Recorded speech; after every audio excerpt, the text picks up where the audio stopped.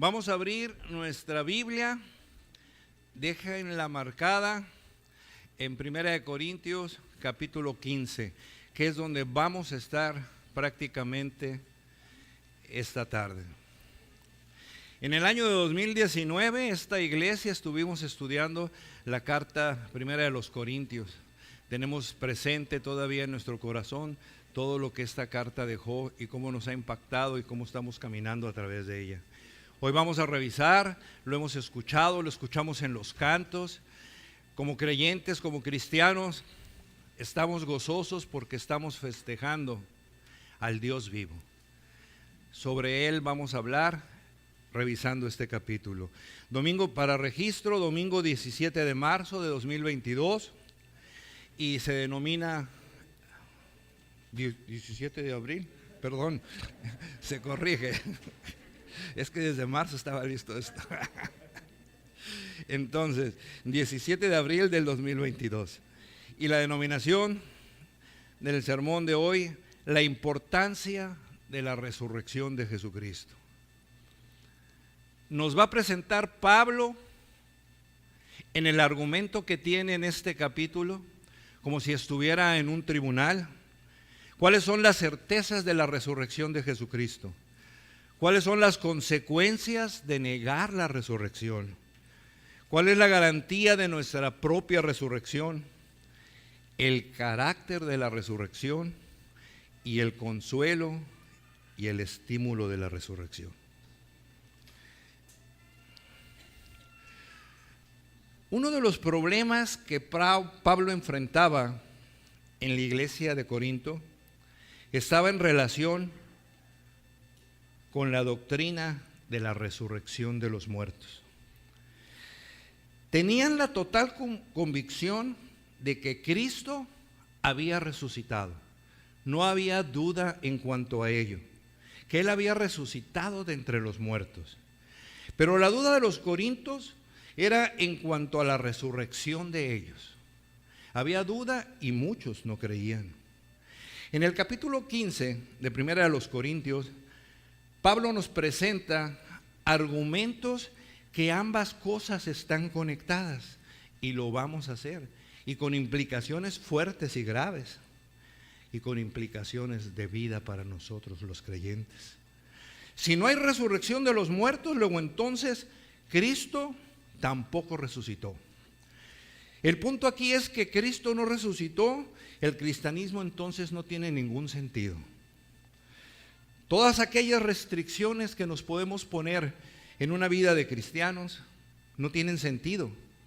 Y Pablo, vamos a ver más adelante, pero aquí lo apuntalo, en el versículo 32 señala, del capítulo que ustedes ya están revisando, el capítulo 15, si los muertos no resucitan, comamos y bebamos, porque mañana moriremos.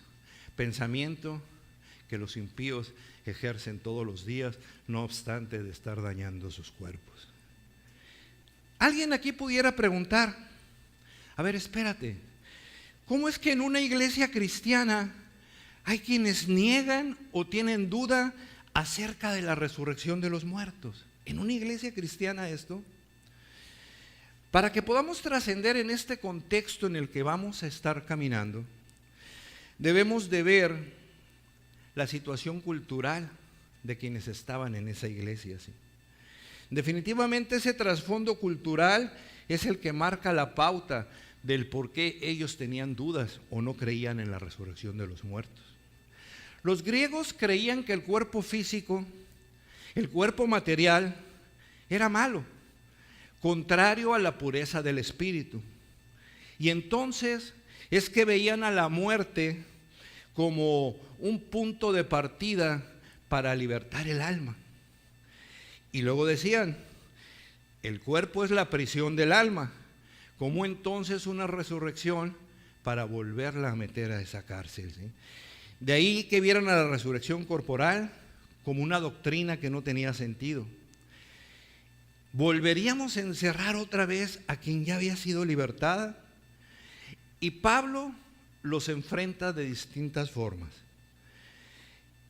Y en Hechos 17, 18, nos enmarca el contexto al que me estoy refiriendo. Algunos filósofos disputaban con él y unos decían, ¿qué querrá decir este palabrero? Y otros, parece que es predicador de nuevos dioses, porque les predicaba el evangelio de Jesús y el de la resurrección. Y cuando fue llevado al Areópago a predicar en Atenas el evangelio, ellos decían, ¿podremos saber qué es esta nueva enseñanza de que hablas? Ellos eran ávidos de conocer cosas nuevas, les gustaba en su momento, ¿sí? Pues traes a nuestros oídos cosas extrañas. Para ellos era extraño lo que estaban escuchando. Queremos pues saber qué quiere decir esto, explícanos. Y Pablo en ese versículo 30 del capítulo de referencia de Hechos les dice, pero Dios, habiendo pasado por alto los tiempos de esta ignorancia, ahora manda a todos los hombres en todo lugar que se arrepientan, por cuanto ha establecido un día en el cual juzgará al mundo con justicia. Por aquel varón a quien designó, dando fe a todos con haberle levantado de los muertos. Pero cuando oyeron de lo de la resurrección de los muertos, unos se burlaban y otros decían, ya te oiremos acerca de esto otra vez, ahí nos vemos. Ellos no creían eso, era una doctrina sin sentido para algunos que estaban en esa iglesia de Corintios. Este era el pensamiento que estaba en algunos miembros de esa iglesia. Por eso Pablo, ante ese pensamiento, les manifiesta ya en el argumento que está presentando advertencias en el versículo 33 del capítulo 15 que estamos revisando. Y dice, no erréis, las malas conversaciones corrompen las buenas costumbres. Los que dudaban o no creían en esta doctrina de la resurrección de los muertos, estaban permitiendo que las creencias de la sociedad corrompieran su forma de pensar, como Pablo se los estaba advirtiendo.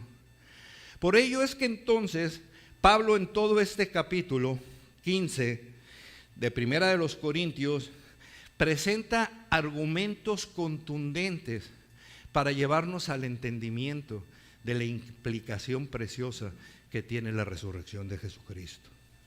La resurrección de los muertos es una doctrina esencial de la fe cristiana. Definitivamente esto debe quedar apuntado desde esta parte de la plática de esta tarde para que en nuestro corazón esté grabándose ya esto. Si niegas la doctrina de la resurrección de los muertos, no puedes ser cristiano. Y entonces empieza con la primera parte de su argumentación Pablo. Certeza de la resurrección de Cristo. Certeza que es verdadero, sin lugar a dudas, como palabra de abogado. Inicia su argumentación al establecer la certeza de la resurrección de Jesucristo. Y ello lo hace en los primeros 11 versículos. Veamos los dos primeros que tienen ahí en su capítulo. Además os declaro, hermanos, el evangelio que os he predicado, el cual también recibisteis, en el cual también perseveráis, por el cual, asimismo, si retenéis la palabra que os he predicado, sois salvos, con un punto final, si no creísteis en vano. Entonces Pablo aquí apunta a la resurrección de Cristo y dice que es fundamental del evangelio, que ellos creían y habían abrazado. Ahí no había duda, pero les quiere apuntalar este pilar de lo que implica la salvación. Queda claro que nadie será salvo en tanto no acepte el evangelio. Y esto empieza a trabajar ya en los oídos de quienes están aquí presentes, ¿verdad? Y estén todavía con situaciones de adeudo ante el tribunal de Dios. El evangelio son las buenas nuevas que Dios llevó a cabo para salvar a los pecadores a través de la vida, la muerte y de la resurrección de nuestro Señor Jesucristo que hoy celebramos. Ya en parte de este argumento, en los versículos 3 al 4, Pablo nos dice: porque primeramente os he enseñado lo que asimismo recibí, que Cristo murió por nuestros pecados, conforme a las Escrituras, y que fue sepultado y que resucitó al tercer día, conforme a las Escrituras. Aquí tenemos nuestro fundamento que diferencia al cristiano de todas las demás religiones. ¿Qué te ofertan todos aquellos, ¿sí?, beneficios, situaciones que te hacen estar bien? Pero no menos el Evangelio. Pero el cristiano anuncia lo que ya Dios hizo y escuchó y recibió, como dice el versículo. El cristianismo anuncia lo que ya Dios hizo en la historia de la redención a favor de los hombres y mujeres que nunca hubieran podido acercarse a Él por sus propias fuerzas, por sus propios méritos. El Evangelio entonces es un anuncio, es una noticia, las buenas nuevas, lo que Dios ya hizo a través de la persona de Cristo, que siendo Dios se encarnó, se hizo hombre viviendo en obediencia perfecta a la ley de Dios, para luego morir en la cruz, tomando el lugar de todos aquellos que sí transgredieron la ley de Dios, que son a los que viene a salvar. Y ahí estamos todos nosotros los que estamos aquí. En la cruz del Calvario Él sufrió por nosotros el castigo que merecíamos por causa de nuestro pecado. Una sustitución. ¿Qué sustitución? Gloriosa sustitución. Y a cambio de ello, Él nos otorga, por gracia, por medio de la fe, las bendiciones que Él merece, las suyas, por causa de su obediencia perfecta. Esta sustitución es donde nuestros pecados son entregados, son tomados por Él, una sustitución donde Él nos da su justicia a cambio de estos pecados. Si van a primera de Pedro 3:18, por favor, dejen marcado ahí el capítulo 15.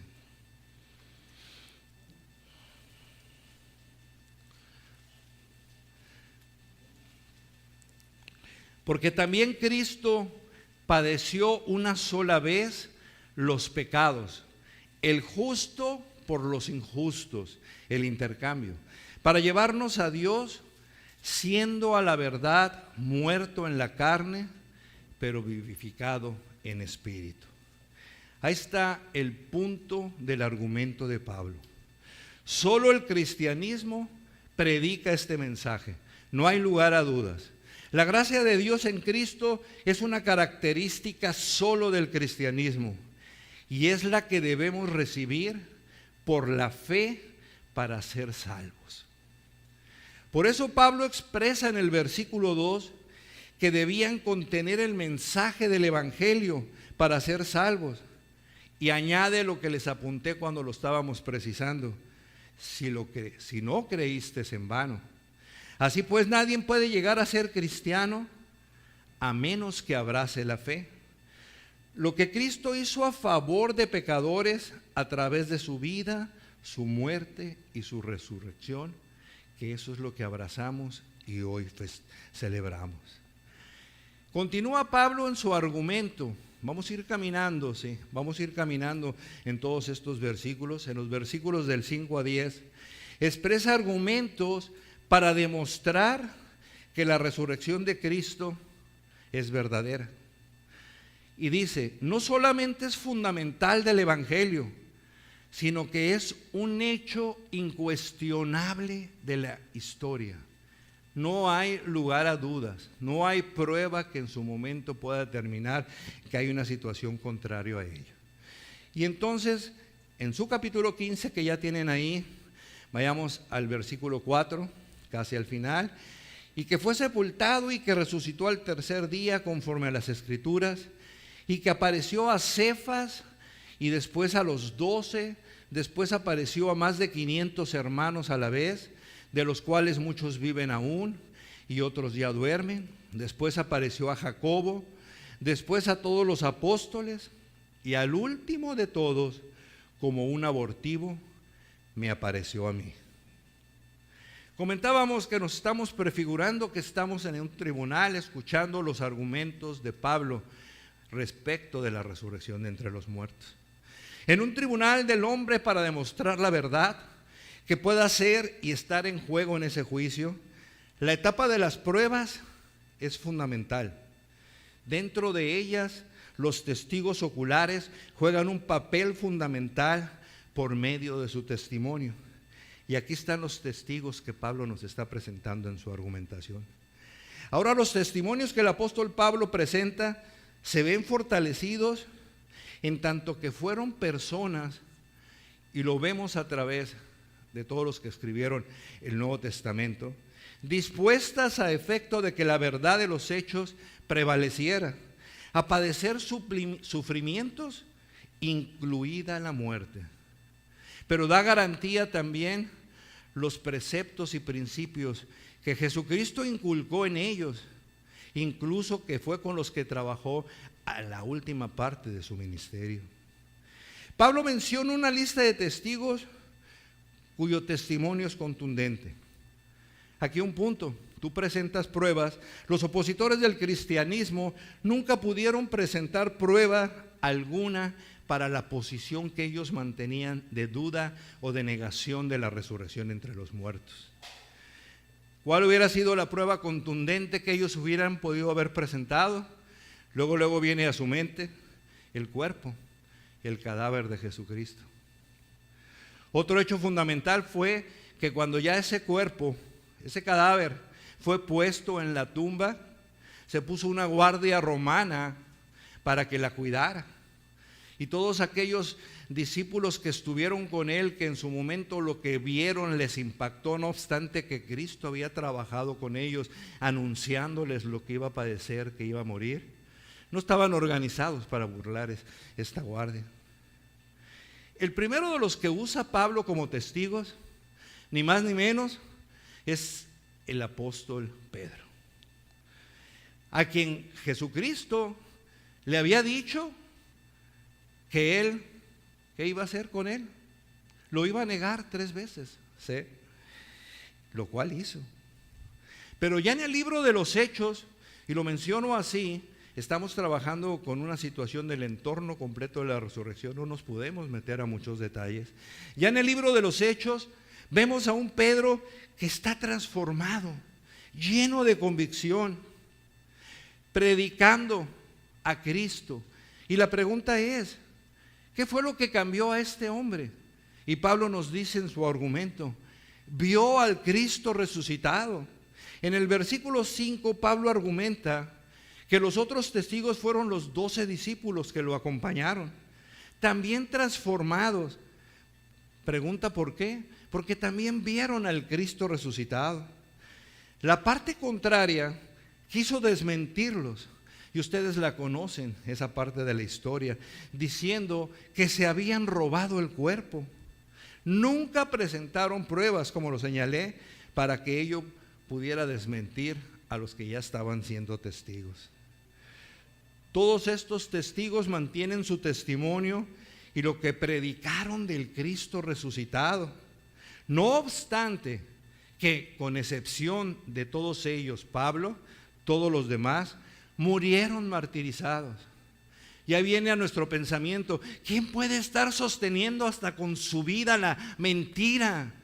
No, ellos tenían la convicción porque lo habían visto resucitado al Cristo, y fue el que los cambió y fue el que los transformó. En el versículo 6, Pablo en su argumento expresa, el Señor Jesucristo, por si no fuera suficiente lo que llevamos hasta ahorita, se apareció resucitado a más de 500 hermanos a la vez. Y dice, muchos de ellos están vivos aún, los podemos traer para darle contundencia a lo que estamos presentando. Otro testigo que presenta Pablo aquí en los versículos en su argumento es Jacobo, el medio hermano del Señor Jesús, que durante el ministerio del Señor Jesucristo, Jacobo no creyó en él, ¿sí? En su momento negaba al Señor. Pero también la transformación que tuvo este hombre fue que vio al Cristo resucitado y se convirtió en líder de la iglesia primitiva, y fue martirizado también. el que lo negaba y no creía en él. Y en su momento, Pablo identifica a un testigo más, muy especial. Versículo 8, revisen ahí en el capítulo 15. Y el último de todos, como un abortivo, me apareció a mí.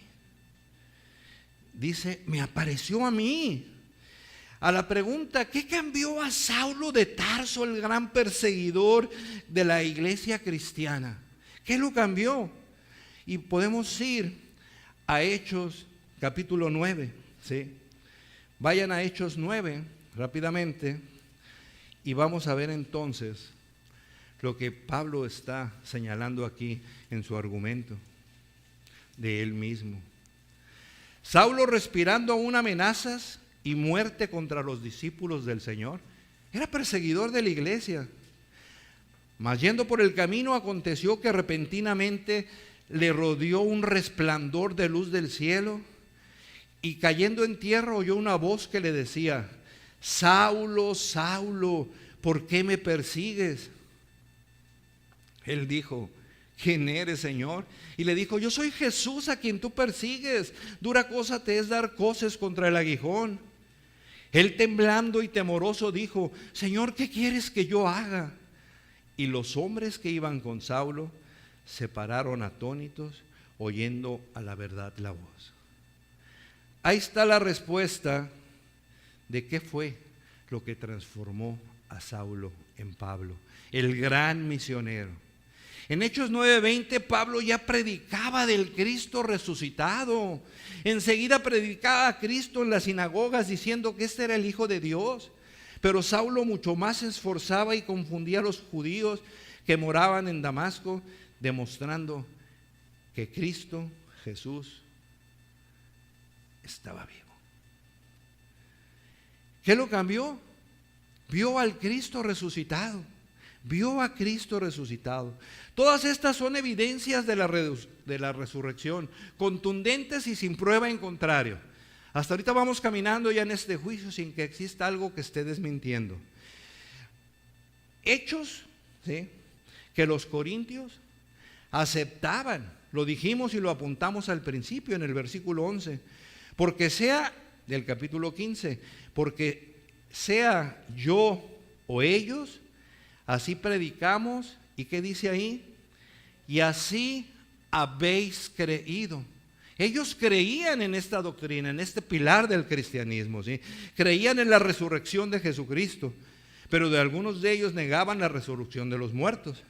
Y entonces, ante la contundencia que presenta Pablo y que deja ya en este argumento fuerte, inamovible, se pasa a la segunda parte de su argumento, ¿sí?, que va del del versículo 12 al 19. Las consecuencias de negar la resurrección.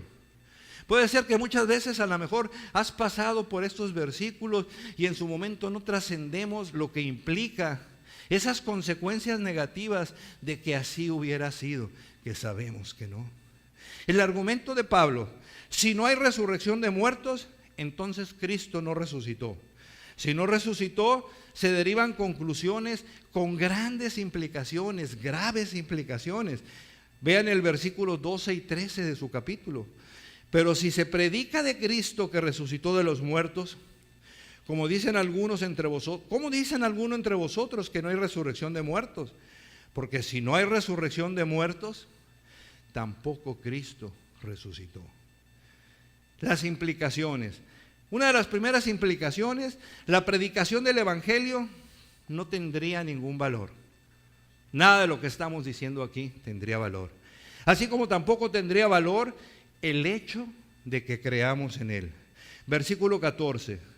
Y si Cristo no resucitó, vana es entonces nuestra predicación, vana también nuestra fe.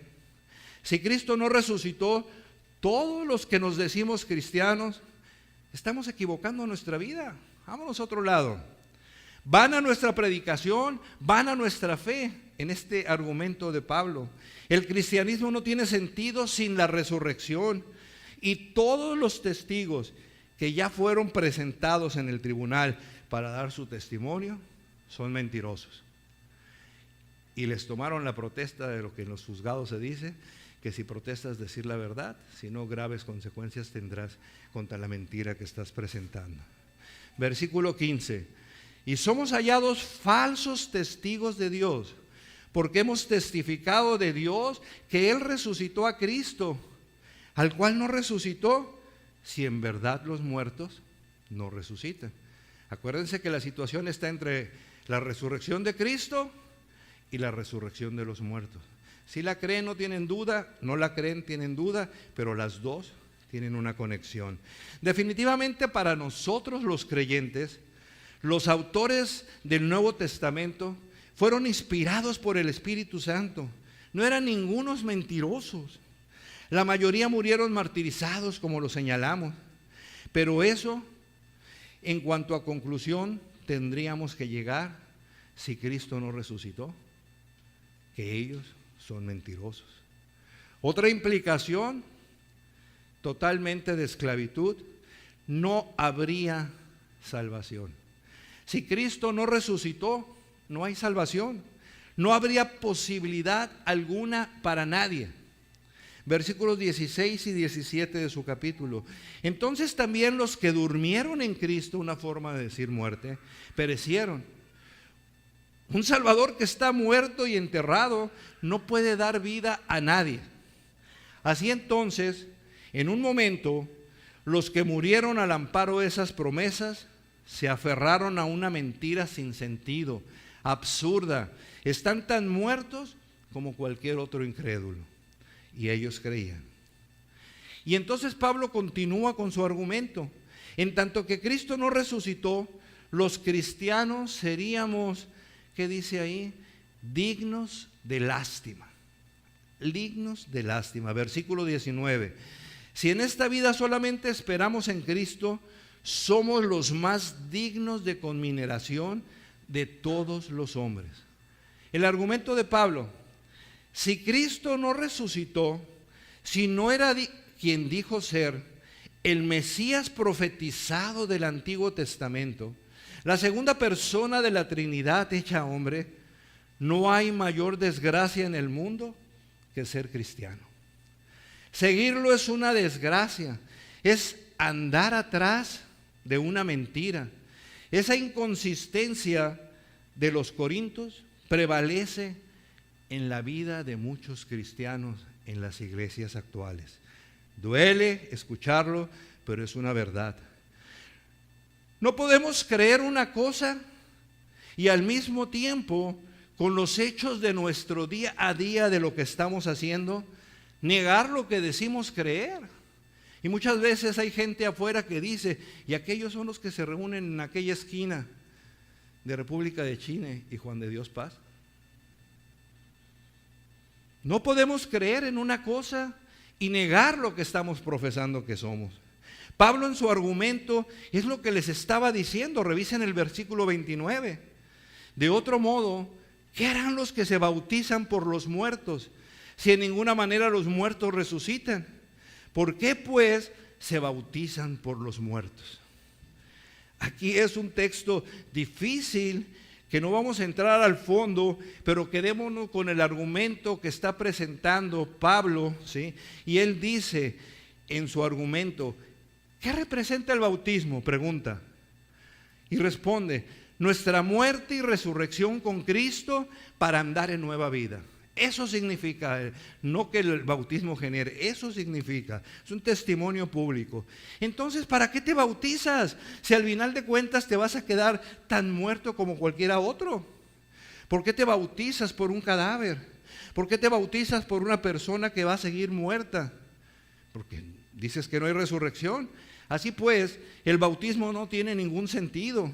No solo el bautismo no tiene sentido, también el sacrificio que muchos cristianos han hecho y hacen por la obra de Dios no tiene sentido.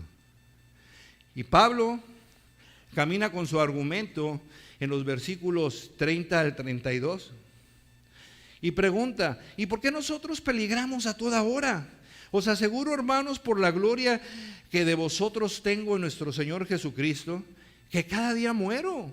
Si como hombre batallé en Éfeso contra fieras, ¿qué me aprovecha si los muertos no resucitan? Lo que habíamos señalado al principio, dice entonces, comamos y bebamos, porque mañana moriremos. Aquí el punto del argumento de Pablo es, si la muerte es el fin de la existencia del hombre, pues no vale la pena que le demos freno a nuestros deseos, si ahí fuera el fin para el hombre. Pero saben los corintios que Cristo resucitó. Y estos peros de la palabra aquí transforman completamente la perspectiva que Pablo presenta en el argumento. Saben los corintios que Cristo resucitó y cambia por completo la perspectiva, que es lo que Pablo pasa a demostrar en el argumento ya de vida que viene a continuación. En su argumento, él establece que tenemos la garantía de nuestra propia resurrección. Esa es la esperanza del cristiano. Primera de Tesalonicenses, versículos 20 al 23. Y Pablo en su argumento nos dice: mas ahora Cristo ha resucitado de los muertos, primicias de los que durmieron es hecho, por cuanto la muerte entró por un hombre, también por un hombre la resurrección de los muertos. Porque así como en Adán todos mueren, también en Cristo todos serán vivificados, pero cada uno en su debido orden. Cristo las primicias, luego los que son de Cristo en su venida. Lo comentábamos. Quienes puedan estar aquí o nos están escuchando en el Zoom y que tengan situaciones en cuanto a su fe, tengan deudas todavía, aquí ya vienen implicaciones positivas para la vida de ustedes conforme a la respuesta que vayan a dar al llamado que Cristo tiene. No se vayan a quedar con la idea de los argumentos anteriores que solo fue para darle pauta al pilar más grande que es la resurrección de entre los muertos. Primicia Jesucristo es de ella. El argumento de Pablo: la resurrección de Cristo son las primicias. ¿Qué es una primicia? Es un anticipo que da garantía, asegura que lo que viene será.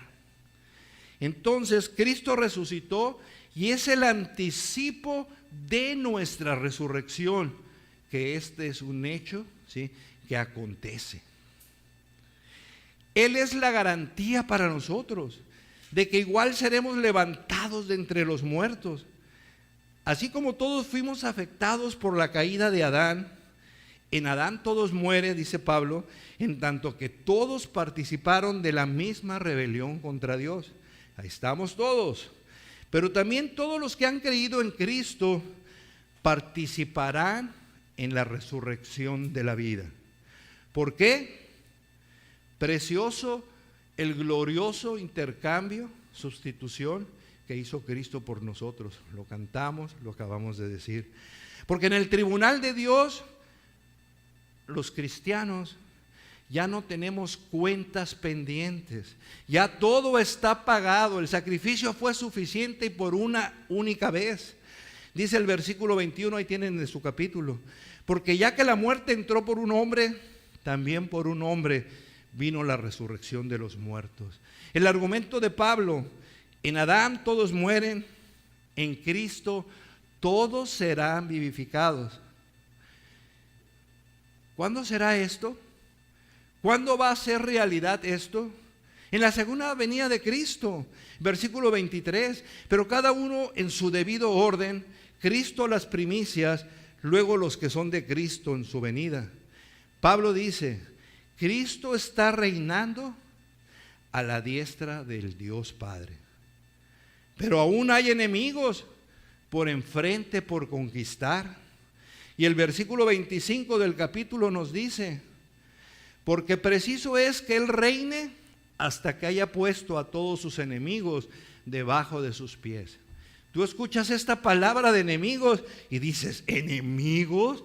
¿Tan tontos son de ponerse en contra de Dios?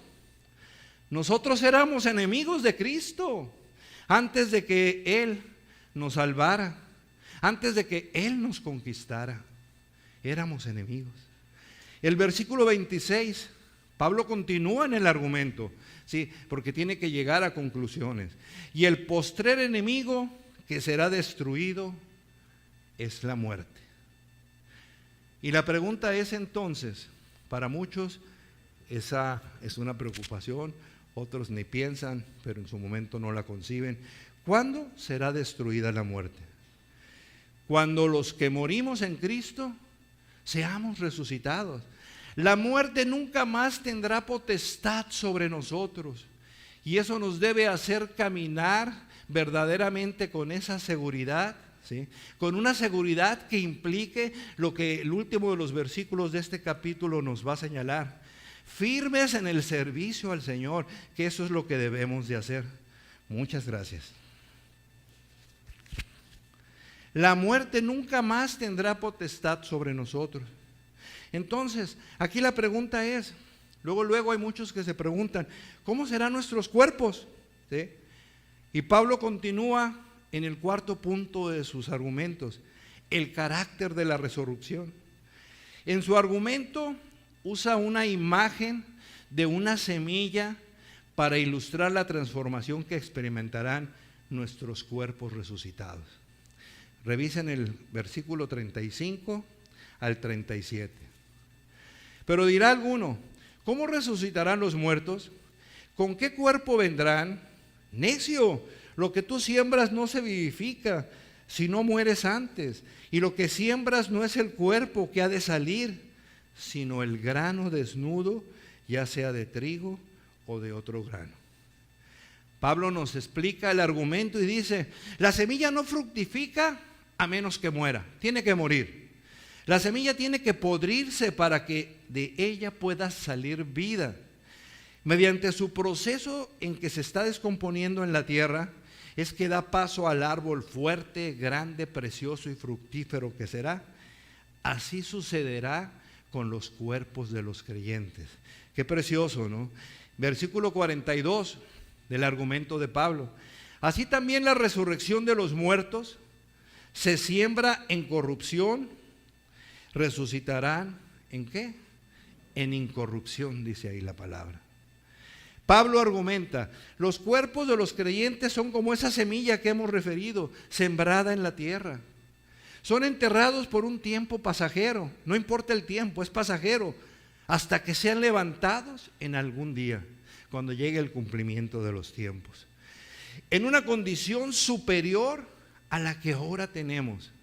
Qué gran alivio, ¿no? Para muchos de los que estamos aquí con cuerpos cansados, dolores, enfermedades, ¿sí? Va a ser una condición superior la que tendrá nuestro cuerpo. Y esto, para que no se hagan esperanza, una esperanza incierta y no segura, vamos a salir con nuestros mismos cuerpos en una condición superior y cuerpos transformados. El punto es, así como hay continuidad e identidad entre la semilla sembrada y el árbol fructífero, nuestros cuerpos así serán. Conservaremos nuestra identidad en la resurrección. Seremos nosotros, pero transformados. No más debilidad, no más decaimiento, no más dolor. Se siembra en corrupción. Toda huella de corrupción física quedará eliminada. En el versículo 43, se siembra en deshonra, resucitará en gloria, se siembra en debilidad, y aquí viene una parte preciosa de la palabra, resucitará en poder. La muerte despoja al hombre de toda dignidad. Quien haya sido, no importan los títulos que tengas, el dinero, las cuentas, las propiedades, las medallas que hayas obtenido, no. En el ataúd todos somos un cadáver. Las sendas de gloria terminan en la tumba. Pero este cuerpo enterrado en vergüenza, en debilidad, en deshonra, en el argumento de Pablo se nos dice, resucitará en gloria. Reflejaremos el brillo de la gloria de nuestro Señor Jesucristo. Compartiremos su gloria. Y lo vemos en Mateo 13:43, Dios se los dijo. Entonces los justos resplandecerán como el sol en el reino de su Padre. En este argumento Pablo expresa, regresando a su capítulo 15, versículo 43, se siembra en debilidad, resucitará en poder. Que se grabe eso en nuestro corazón, que motive nuestro andar. Nuestros cuerpos rodeados de debilidad, y todo lo podemos ver, ¿sí?, por la acumulación de años, como yo comprenderé. Lo vemos con el cansancio diario del trabajo, ¿verdad? Esa debilidad se consuma en la muerte. Sembrados en debilidad, resucitados en poder, transformados con una calidad superior. Y entonces Pablo, para finalizar su argumento, nos dice en el versículo 44, se siembra cuerpo animal, y no nos está diciendo ninguna situación mala a nosotros, resucitará cuerpo espiritual. Hay cuerpo animal y hay cuerpo espiritual. Y entonces tendríamos que revisar, yo se los digo, la versión de la Biblia de las Américas, y este mismo versículo dice, se siembra en cuerpo natural, se resucita en cuerpo espiritual. Si hay un cuerpo natural, hay también un cuerpo espiritual. Entonces, en esa traducción, animal significa natural. El argumento de Pablo es en el sentido de que el cuerpo nuestro está preparado para esta vida nada más. Un cuerpo natural preparado para la vida actual. Y el cuerpo espiritual, que va a ser todo un cuerpo verdadero, es un cuerpo que ha sido transformado, equipado, adaptado para la vida futura.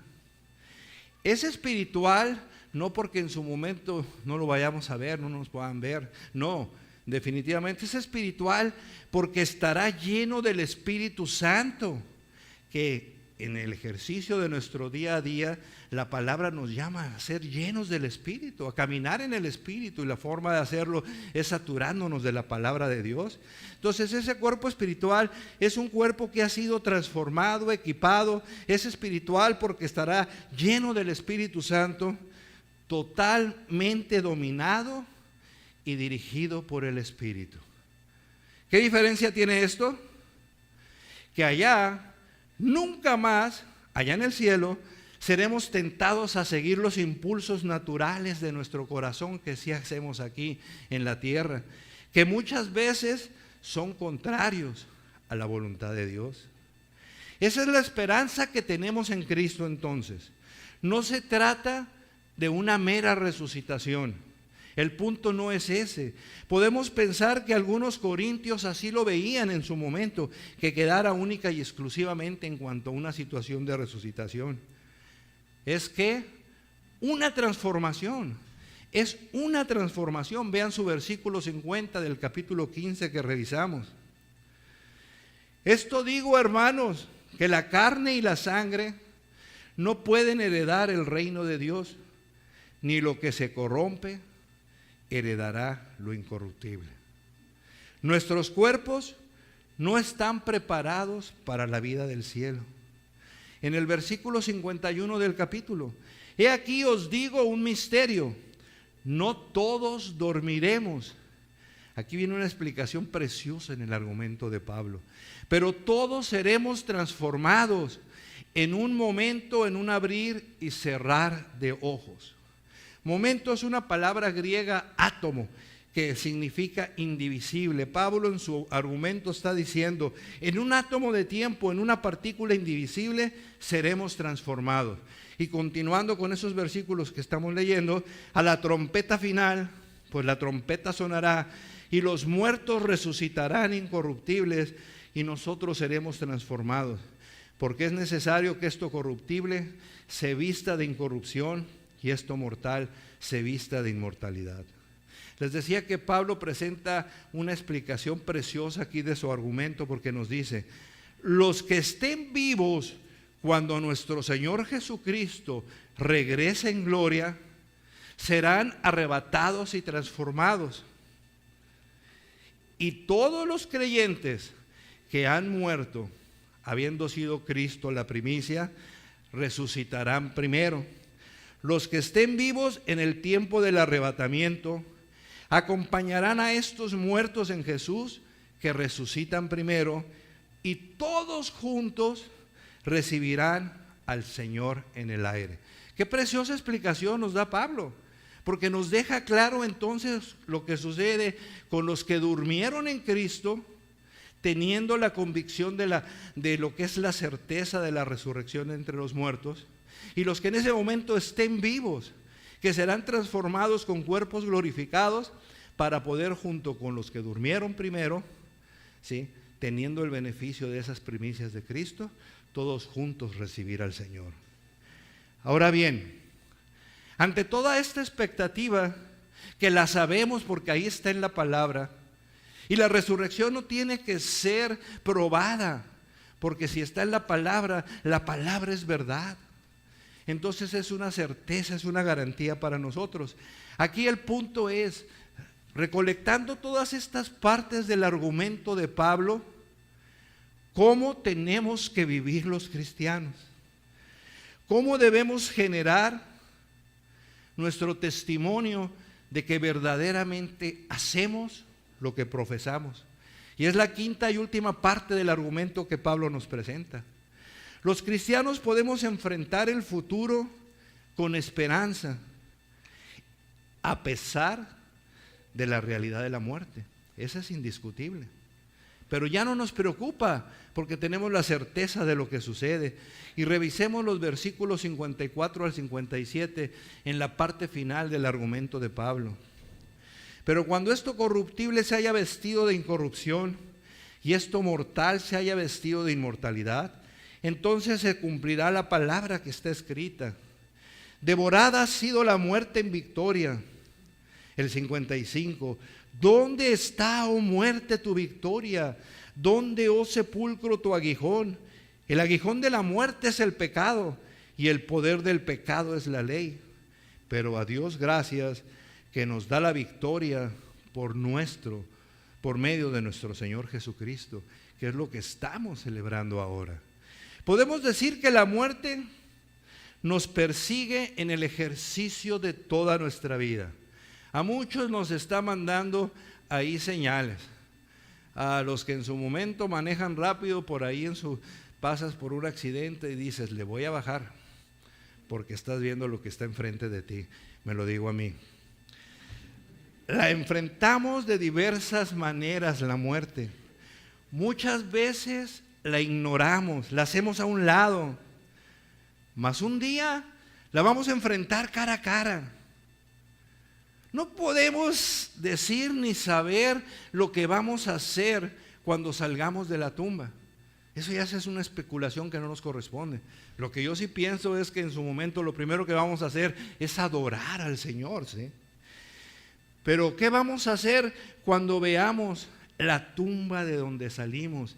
Si no nos toca estar vivos cuando el Señor llegue y hayamos dormido en Cristo, ¿qué vamos a hacer? ¿Sí? ¿Cómo la vamos a ver? Vacía. Va a estar vacía, que fue lo que se vio la tumba de nuestro Señor, ¿sí? ¿Y qué vamos a decir entonces cuando veamos que esa tumba está vacía donde estábamos nosotros? Versículo 55, ¿qué dice? ¿Dónde está, oh muerte, tu victoria? ¿Dónde, oh sepulcro, tu aguijón? Y Pablo en su argumentación nos dice, y escuchen por favor aquellos que tengan cuentas todavía en el tribunal de Cristo, que el Señor Jesucristo no sea aún el Señor de sus vidas. No todos dirán estas palabras, solo los que no tengan cuentas pendientes con la justicia de Dios. El aguijón de la muerte es el pecado, y el poder del pecado es la ley. Lo que nos separa de Dios es el pecado. Si todavía estás en pecado, la muerte debe ser terror para ti, ya que enfrentarás el tribunal de Dios. Y en ese tribunal te vas a encontrar con un juez que no es como los de aquí de la tierra. Es un juez que conoce y sabe todo lo que hiciste, lo que dijiste, ¿sí?, lo que determinaste para poderle dar la espalda, ¿sí? Y ese juez en su sentencia te va a dar entonces lo que tú mereces, y es muerte. y lago de fuego. Los cristianos no tenemos ese problema. Hoy celebramos, pero hoy también anunciamos a los que nos están viendo en el Zoom, a los que están aquí presentes y tienen cuentas todavía. Hoy debe ser el día en el que tú salgas meditando lo que has escuchado, con esa victoria que Cristo tiene sobre la muerte, con esa primicia que determina para los que creen y abrazan el evangelio que se presenta y se proclama, que tú tienes una oportunidad y Él quiere que tú la tomes hoy. Cristo ya pagó por nosotros, por cada uno de nuestros pecados. Cuando lleguemos al cielo, seremos admitidos. El brazo del Señor está extendido para cada uno de nosotros. Todos nuestros pecados fueron perdonados en la cruz del Calvario. Una garantía preciosa y es una esperanza que nos debe de hacer caminar verdaderamente con transformación. Este día no llevemos un festejo y lo dejemos al concluir. ¿Qué dijimos que era hoy? 17 de abril, ¿verdad? Que cambie tu vida. Pero hay una implicación más de lo que verdaderamente deriva de que la resurrección de entre los muertos definitivamente trastoca la vida de los creyentes. Versículo 58. En el ejercicio de nuestra vida cristiana debemos dedicarnos a servir al Señor. Debemos no solamente mirar con esperanza hacia el futuro, estar esperando y recibir, no, servirlo, generarle servicio. ¿Qué dice el versículo 58 con el que cierra Pablo su argumento?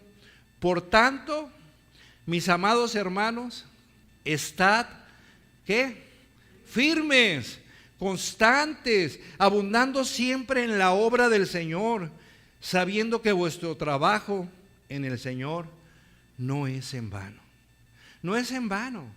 Pregúntate todos los días cuando llegues a casa y estés a punto de dormir, ¿cuántas oportunidades tuviste en el contexto en el que te desenvuelves para presentar estas verdades que hoy estamos diciendo? ¿Cuánta gente necesitada está alrededor de nosotros? Y muchas veces por vergüenza o por miedo dejamos de proclamar y participarles lo que ahorita nosotros estamos festejando. No es en vano lo que hagamos.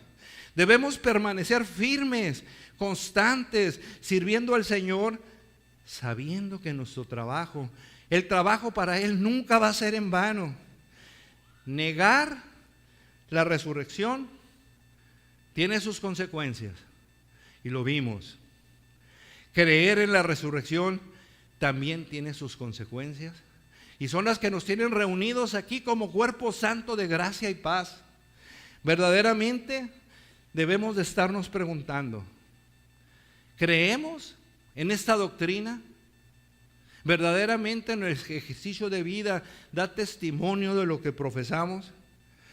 Meditemos en ello, por favor. Todos meditemos en ello. Que el Señor abra nuestro entendimiento para que seamos congruentes con lo que profesamos. Que sea evidente que todos los miembros de esta iglesia de gracia y paz creemos en la resurrección de los muertos. Hoy, de nueva cuenta, ayer varios de los que estamos aquí estuvimos en una boda y se presentó un sermón precioso en el oficiar de ese gran acontecimiento para los nuevos esposos, esposo y esposa. Y muchos que en su momento tienen una situación desconocida de lo que Dios es en nuestras vidas, se pudieron haber quedado absueltos y decir, pero si no estamos en la iglesia, ¿por qué están predicando el evangelio? Los novios lo pidieron. Dijeron, predica el evangelio en nuestra boda, porque con uno que esté como invitado de nosotros y se ha transformado en su vida al escuchar la palabra, es más que suficiente. Que eso sea para nosotros. Muchos vieron la película, ¿cómo se llama esa de Schellinger? De los muertos en la guerra con los nazis en un momento dado. La lista de Schellinger, ¿verdad? Que tu lista sea grande. Incrementa esa lista día a día, pero hazlo primero generando testimonio de que crees en este pilar de doctrina que es la resurrección de los muertos. Y tú que tienes cuentas todavía, preocúpate verdaderamente. Tienes cosas que hacer, tienes tiempo para hacerlo. En tu situación de esposo, de esposa, de hijo, ¿sí? Deja ya atrás situaciones de esa necedad, de ser un Corinto más en un momento dado, de profesar otras cosas o escuchar situaciones de vida y decir no las necesito. Tómalo como responsabilidad hoy, verdaderamente. Que este día de celebración gozoso para todos nosotros implique una determinación de que hoy va a haber personas que van a salir meditando lo que Dios hace todavía como oportunidad para sus corazones. Vamos a orar. Padre, te damos gracias porque has permitido que esta tarde presentemos lo más hermoso que tú tienes en tu palabra. La obra de nuestro Señor y Salvador, tu Hijo, Señor, a quien tú enviaste, Señor, a morir por nosotros, a sustituirse por nosotros, a hacer un cambio de papeles, Señor, a llevarse Él nuestros pecados y dejarnos esas bendiciones que solamente correspondían para Él por su perfecta obediencia. Padre, gracias porque nos has presentado en este argumento de Pablo, Señor, que ya conocíamos, que ya habíamos estudiado en esta iglesia, decíamos en el 2019, nos presentaste hoy, Señor, argumentos contundentes que nos dejan que la importancia de todo ello es saber que al estar a tu diestra es una garantía plena de primicia para lo que habrá de ser de nosotros. No nos preocupa la muerte, no en cuanto a desterrarla o quitarla y hacerla a un lado. Sabemos que fue vencida y vamos a ver cuando nosotros corresponde ese cumplimiento de tiempos, vacías las tumbas donde nos hayan puesto si fuimos de los que durmieron primero. Padre, trabaja en el corazón de los que hoy escucharon este mensaje y tienen cuentas contigo todavía, que verdaderamente puedan transformar su vida, y al transformar su vida van a transformar la vida de otras personas. Esposos que ahorita están en conflictos, Padre, trabaja en el corazón de ellos, que esta tarde verdaderamente, Señor, salgan convencidos de ese amor que tú tienes para que ellos puedan generar y recibir ese amor. Gracias te damos, Padre, en el nombre precioso de tu Hijo Jesús. Amén.